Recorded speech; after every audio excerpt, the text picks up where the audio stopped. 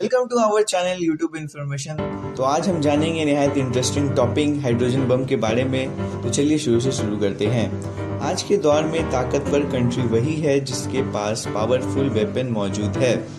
हथियार तो वैसे बहुत सारे हैं जिसमें हाइड्रोजन बम को फर्स्ट पोजीशन पे रखा जा सकता है। तो चलिए आज हम इसी अनोखे हथियार हाइड्रोजन बम के बारे में जानेंगे।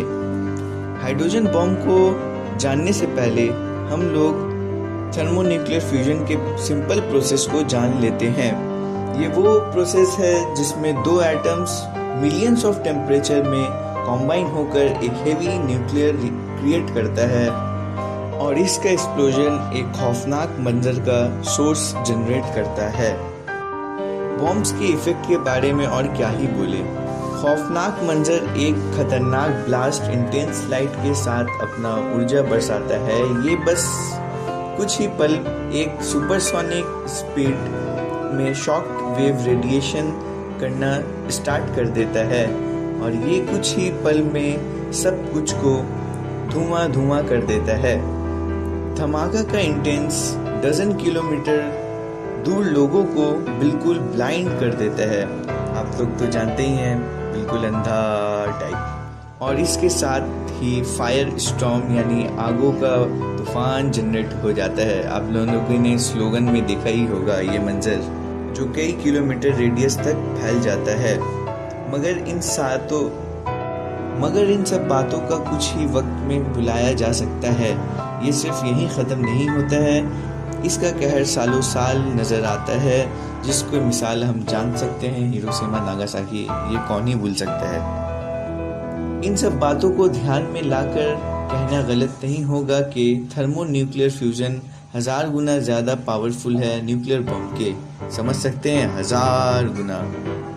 तो चलिए अब हम जान लेते हैं कि ये एक्टिवेट कैसे होता है। हाइड्रोजन बम के धमाके दो स्टेज में होते हैं। पहला स्टेज में न्यूक्लियर फ्यूजन होता है जिसमें यूरेनियम का आइसोटोप्स आमतौर पर यूज होता है। पहले स्टेज का bombardment millions of degree temperature gain करवा देता है और नेक्स्ट स्टेज में की तरफ प्रमोट कर देता है। देन न्यूक्लियर फ्यूजन स्टार्ट हो जाता है। इस न्यूक्लियर फ्यूजन में फिलहाल हाइड्रोजन के एलिमेंट्स ही यूज किए जा रहे हैं। आगे हम जानेंगे हाइड्रोजन एलिमेंट ही क्यों यूज किया जा रहा है। हाइड्रोजन बम में दो तरह के आइसोटोप्स यूज किए जाते हैं। एक ड्यूटेरियम जिसमें एक प्रोटॉन एक न्यूट्रॉन होता है और दूसरा ट्रिटियम जिसमें एक प्रोटॉन और दो न्यूट्रॉन होता है। न्यूक्लियर फ्यूजन कराने के लिए ये दो आइसोटोप्स में से कोई दो एटम्स की जरूरत होती है या दो एटम्स फ्यूज होकर एक हीलियम न्यूक्लियस क्रिएट करता है जिसमें दो प्रोटॉन एंड 2 या 2 न्यूट्रॉन होता है। चलिए हम देख लेते हैं इस न्यूक्लियर फ्यूजन में अब क्या फिजिक्स का अप्लाइड है। 2 atom isotope positively electrically charge एक दूसरे को रिपेल करता है, लेकिन अगर इसको millions of degree temperature provide कर दिया जाए तो ये सफिशिएंट काइनेटिक एनर्जी गेन कर लेता है, जिसकी वजह से वो इलेक्ट्रिकली रिपल्शन को ओवरकम करके फ्यूज हो जाता है।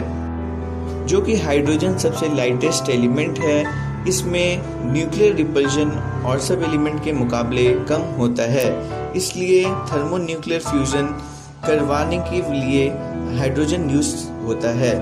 तो चलिए जान लेते हैं अब न्यूक्लियर वेपन के कुछ इतिहास को। हाइड्रोजन बम किसी एक साइंटिस्ट की इन्वेंशन नहीं है, ये ग्रुप ऑफ अमेरिकन साइंटिस्ट की मेहनत की है, जिसमें फेमस नाम एडवर्ड टेलर और स्टैनिस्लॉ मैकुलम है। पहली hydrogen bomb testing InvIT atoll में 1 नवंबर 1952 में हुई थी। हमारी कंट्री भी कुछ पीछे नहीं है। हमारी कंट्री इंडिया ने भी 1998 में अपने छाप छोड़ रखे हैं। चलिए बस आज के लिए इतना ही। अब मिलते हैं नेक्स्ट वीडियो में।